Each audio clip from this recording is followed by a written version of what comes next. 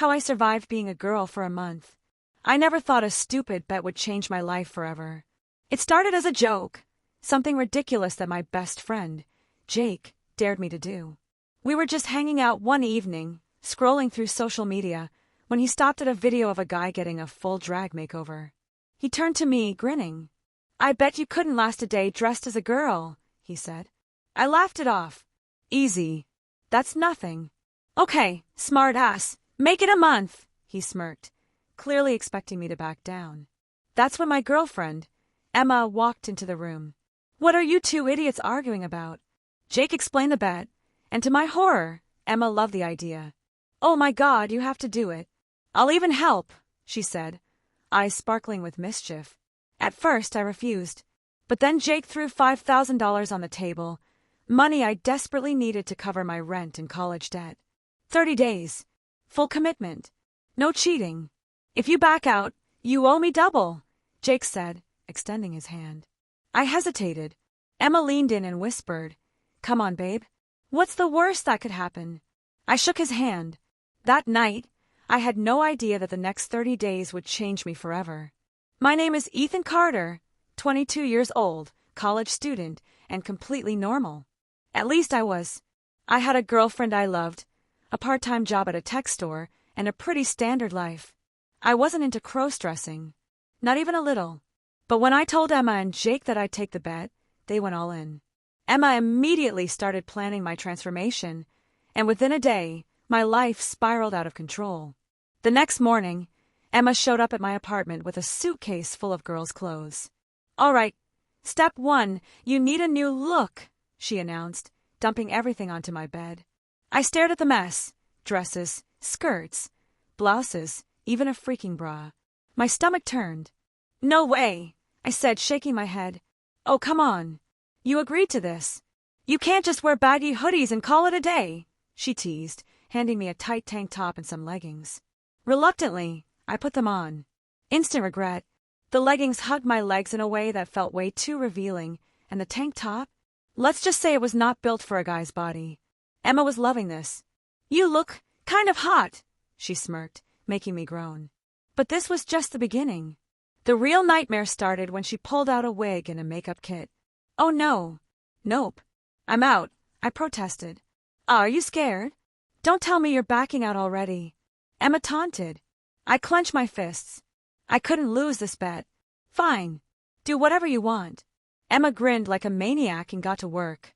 The makeover took over an hour. Foundation, eyeliner, mascara, contouring. I had no clue what was happening. I just sat there, enduring the torture. When she finally spun my chair around to face the mirror, my jaw dropped. I didn't recognize myself. The guy I had been was gone. Staring back at me was a girl. A real, believable girl. My heart started pounding. "Holy shit," I whispered. Emma giggled. "Told you I was good at this." I reached up, touching my face.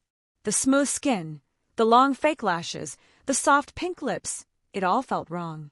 Yet, at the same time, there was a strange, unsettling thrill to it. Was this really me? I was still processing the shock of my new look when Emma suddenly said, "All right, time for your first test."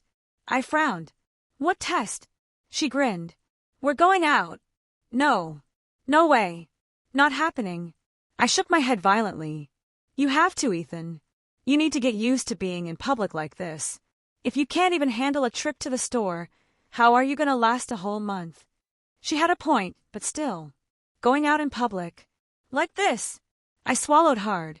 My entire body was screaming at me to back out. But I had no choice. Emma grabbed my hand, pulling me toward the door. "Just act natural, babe. Nobody will know." I doubted that. As soon as we stepped outside, the cool air hit my bare legs, making me hyper-aware of just how exposed I felt.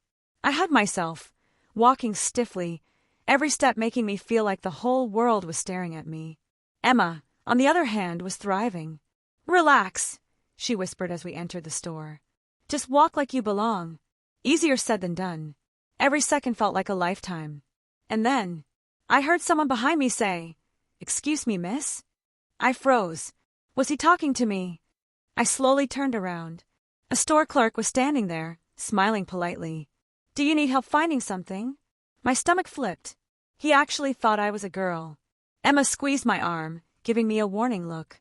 I had no choice but to play along. No, thanks, I mumbled, my voice slightly higher than usual. He nodded and walked away. As soon as he was gone, Emma burst out laughing. Oh my God, he totally bought it, she whispered. I felt like throwing up. This was so much worse than I thought. That night, as I lay in bed, I stared at the ceiling, my heart still racing. The bed had seemed funny at first, a stupid challenge. But now, I wasn't sure who I was anymore. This was only day 1, and I still had 29 more to survive. I woke up groggy, the lingering scent of makeup still on my skin despite my best efforts to scrub it off the night before. My wig sat on my desk, a cruel reminder of the disaster I'd signed up for. Just 1 month, I muttered to myself, rubbing my face. But deep down, I already knew this wasn't going to be easy. Emma, of course, was having the time of her life. Good morning, princess, she teased when she barged into my apartment. She carried a duffel bag, which instantly made me nervous. What's in there? I asked warily. Your wardrobe for the month. I groaned. Can't I just wear sweatpants? Emma shot me a deadly glare. Absolutely not. You're supposed to be a girl, remember? And girls don't wear the same thing every day. I watched as she dumped dresses, skirts, blouses, lingerie, and even shoes onto my bed. Emma, this is too much. No, this is called commitment. She held up a lacy bra. You're wearing this today. Oh, hell no. Wearing leggings yesterday was one thing. But full feminine underwear? That was a whole new level of uncomfortable. Why do I have to wear a bra? Nobody's gonna see it. Emma smirked. Because if you're gonna do this, you're doing it right. I sighed and took the damn thing. It felt weirdly tight, but Emma adjusted the straps until it wasn't unbearable. Next came a pink floral dress. Nope. Not happening, I said immediately. Oh, yes it is, Emma shot back. You're a girl now, babe. And girls wear dresses. Reluctantly, I slipped it over my head. The fabric was softer than anything I'd ever worn, and as it settled around my body I felt exposed, like my entire identity was dissolving. Emma grinned. You're adorable. I glared at her. Then she pulled out the heels. You're kidding. Nope. Time to learn. Emma made me practice walking in my apartment, and I sucked at it. The first step, wobble. The second step, trip. The third step, almost faceplant. Emma laughed hysterically the whole time. Why do women do this to themselves?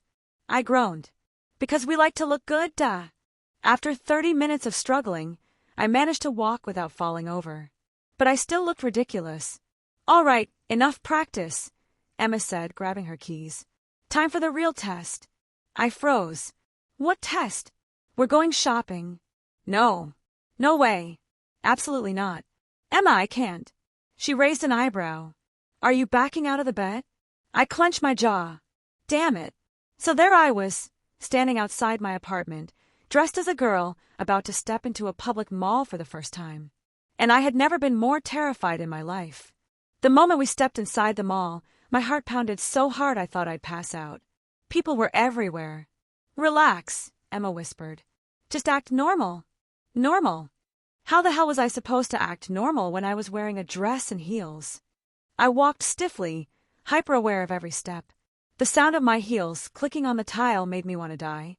Emma, on the other hand, was enjoying every second of this. You're doing great, babe, she teased. I shot her a death glare. Then, the worst thing happened. 2 guys walked past us and stared. I could feel their eyes lingering. One of them even smiled. Oh my God, they think I'm a girl. Emma giggled. Looks like you've got an admirer. Shut up. We walked into a clothing store, and Emma immediately started grabbing outfits. Pick something out, she told me. I don't want anything. Wrong answer. You're shopping, babe. That's what girls do. She shoved a tight mini dress into my hands and pointed to the fitting rooms. Kill me now. I stepped inside the fitting room and stared at the dress in horror. Just put it on, I muttered to myself. Get this over with. I slipped out of my floral dress and into the mini dress. Big mistake. It was way too tight. I could barely move. The fabric clung to me in ways that made me feel way too exposed. Then disaster struck. "How's it going in there?" Emma called. "Bad. Let me see." Before I could protest, she yanked open the curtain. And that's when I saw him. A random guy standing outside, staring right at me. His eyes widened. My stomach dropped. For a horrifying second, we just stared at each other. Then, Emma yanked the curtain shut, laughing her ass off. "Oh, my God, his face!" she cackled. I was dying inside. "I hate you," I muttered. "No, you don't. You love me." I did not love this situation. After what felt like an eternity, we finally left the mall. I was exhausted, but just as I kicked off my heels, my phone buzzed. It was a text from Jake. "Jake, dude, you are not going to believe what I just found out." I frowned. "What?" His next message made my blood run cold. "Jake, Emma didn't just come up with this bet for fun. She has a plan." I stared at the screen. "A plan?" Before I could reply, my phone buzzed again. "Jake, dude, she's been planning this for months." I stared at my phone, my heart pounding. Emma's been planning this for months. I read Jake's message 3 times, trying to make sense of it. Emma had always been a little too excited about this bet, but I figured she just enjoyed messing with me.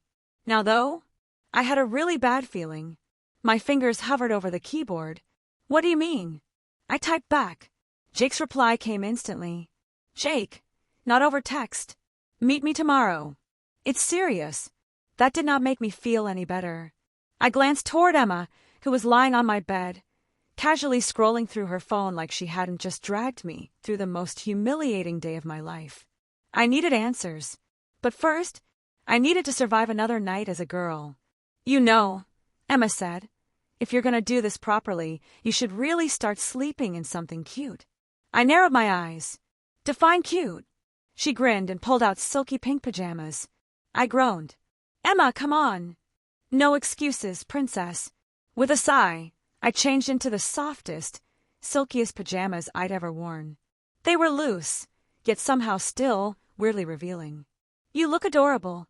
"Shut up." Emma giggled and tucked me in, like I was some kind of doll. "Night, babe," she teased. I lay there, staring at the ceiling. I had 3 more weeks of this. And now, I had no idea what Emma's true intentions were. The next morning, I rushed to meet Jake at a small cafe, still dressed as a girl. Emma had insisted on a casual yet feminine look.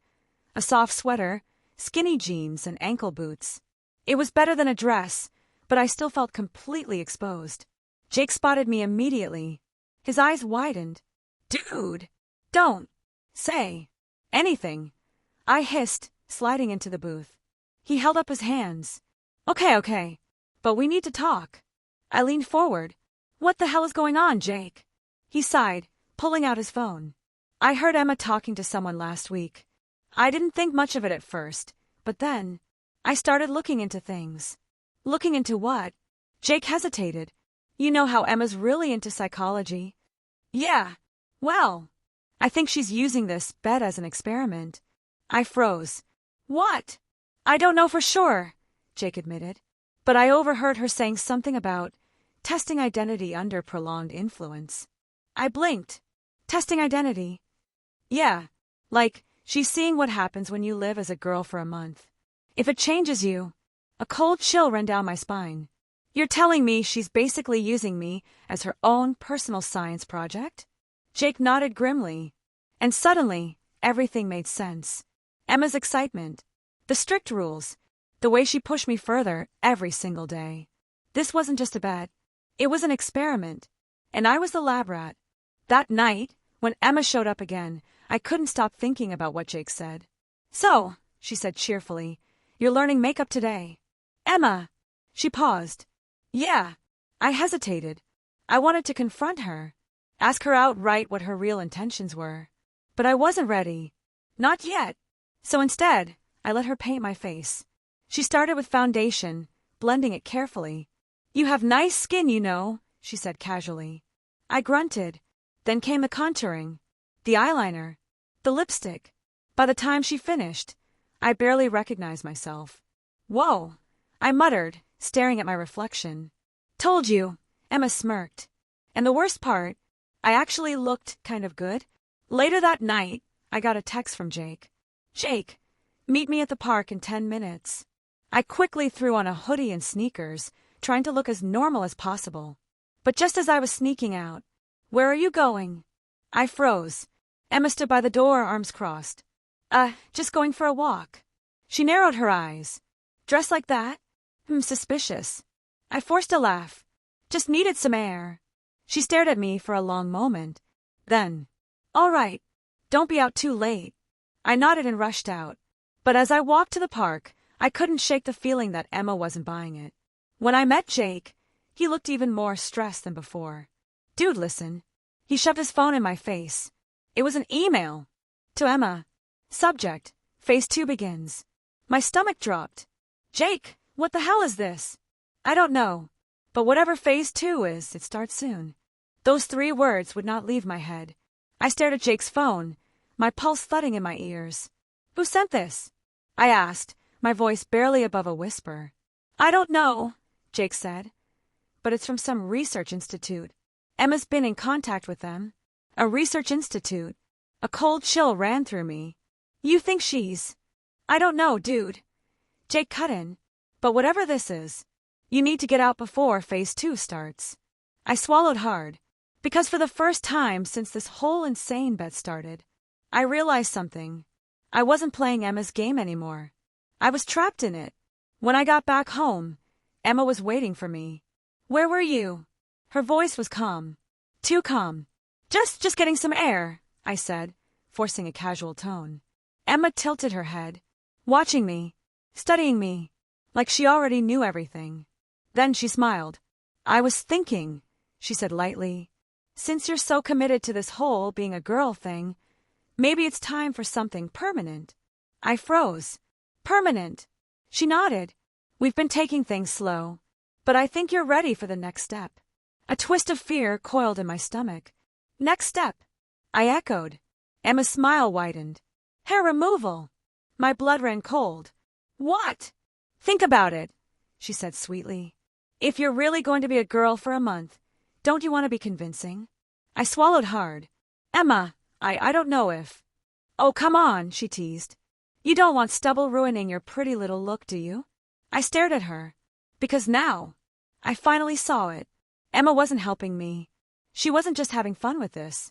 She was testing me, pushing me, seeing how far she could go. And if I didn't stop this now, I might never stop at all. That night I called Jake. "Dude, I need to end this. Now." "Finally," he muttered. "What's the plan?" I exhaled. "I just need to get through tomorrow. Then I'll find a way to fake an emergency or something." "Be careful," Jake warned. "Emma's smart. If she catches on—" "I won't let her," I said firmly. But deep down, I wasn't so sure. The next morning, Emma was extra cheerful. "Surprise!" she sang, holding up a shopping bag. I blinked. What's this?" "Your new wardrobe." I stared. The bag was stuffed with clothes. Not just any clothes. Dresses, skirts, lingerie, things I had never worn before. "Emma, No arguments," she cut in. "It's time to take things up a notch." My stomach twisted. This was it. Phase 2. And I had no way out. Emma's plan for the day. A girl's day out. She dragged me to a salon where they styled my hair into soft waves. Then to a boutique where she made me try on outfit after outfit. I played along, pretended like I was fine. But inside, I was panicking. I needed to get away before Emma took this any further. But then, oh my God, a new voice. I turned, and my heart stopped, because standing there was my sister. "What the—" she gawked at me. "Dude, what are you wearing?" Emma beamed. "Oh, didn't he tell you? He's been living as a girl for a whole month." My sister's jaw dropped. "Wait, what?" I wanted to die. It's not," I stammered. Emma smirked. "Go on. Tell her everything." I swallowed hard, because suddenly, I realized the truth. Emma wanted this to happen. She wanted me to be trapped, exposed, because now, I had no way back. That night, I sat in my room shaking. Emma walked in.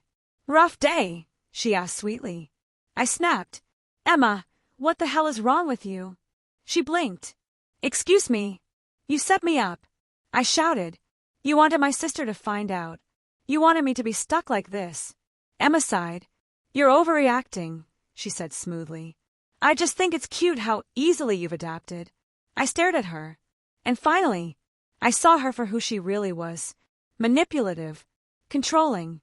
She never wanted to help me. She wanted to own me. And I had been falling for it. Not anymore. That night I packed my bag. I grabbed my old clothes, threw on a hoodie, and slipped out the window. I was done. Done with Emma. Done with this bet. Done with being her experiment. I was taking my life back. The next morning, I got a text. Emma, running away. That's cute. But let's see how long you last before you come back. Winking face. I deleted it. Because for the first time in weeks, I wasn't afraid anymore. I was free.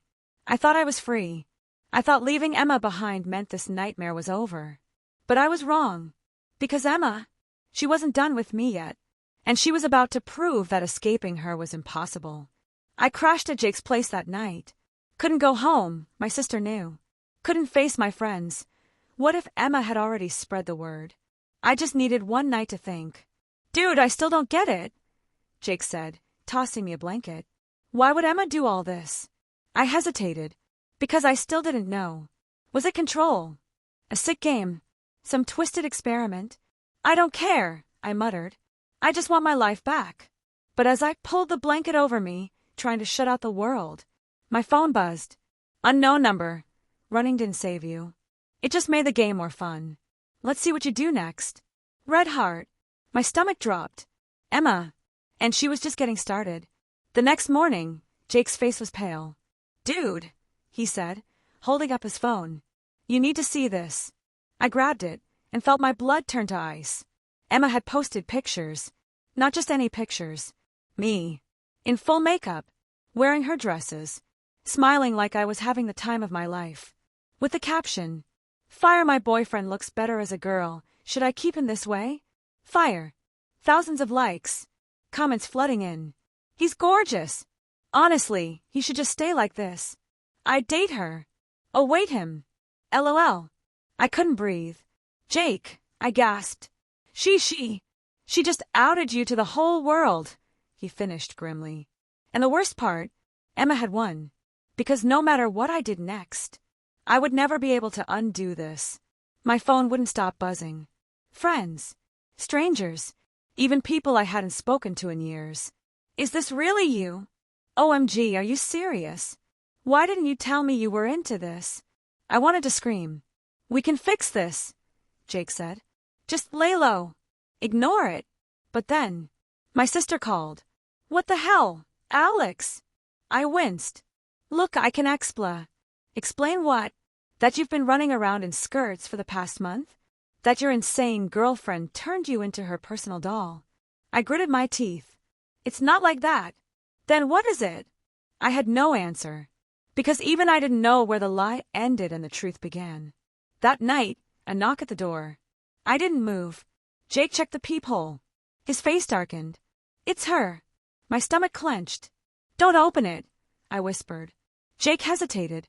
Then, click. He unlocked the door. Emma stepped inside. She looked smug, like she'd already won. Miss me, she purred. I glared. What the hell do you want? She tilted her head. To help you. I laughed bitterly. You ruined my life, Emma. She shrugged. I made you famous. I wanted to hit something. You made me a joke. Emma's smile faltered. And for the first time, I saw something real in her eyes. Hurt. I never meant to hurt you, she said softly. I froze. Because the way she said it, it almost sounded like the truth. Almost. But I wasn't falling for it again. You don't control me anymore, Emma, I said. She sighed. I don't have to. And then, she pulled out her phone. Press play. And my own voice filled the room. Maybe. I do like it. Maybe I don't want this to end. I went cold. Jake's eyes widened. Is that a recording? Emma confirmed. From that night. You remember, don't you? When you looked in the mirror and actually smiled. I couldn't speak. Emma stepped closer. Lowered her voice. You think this is just my game, Alex? Maybe you should ask yourself why you played along for so long. Her lips brushed my ear. Maybe I just gave you permission to be what you really wanted. She turned, walked to the door. When you're ready to admit it, she said. You know where to find me. Then, she was gone, and I was left with a truth I didn't want to face. Jake exhaled. Dude, is she right? I shook my head. I don't know. Because deep down, I wasn't so sure anymore. Yes, Emma had manipulated me. Yes, she had pushed me too far. But had I ever really hated it? Or had I just been too scared to admit the truth? Jake hesitated. So what are you gonna do? I looked at my reflection. The makeup was gone. The dresses were gone. But he wasn't staring back at me anymore. Because somewhere along the way, I had changed, and I didn't know if I could go back. The next morning, I did something I never thought I would. I opened my phone and typed, Emma, let's talk. Seconds later, she replied, I knew you'd come back. Red heart. I exhaled. Because maybe, just maybe, she was right all along.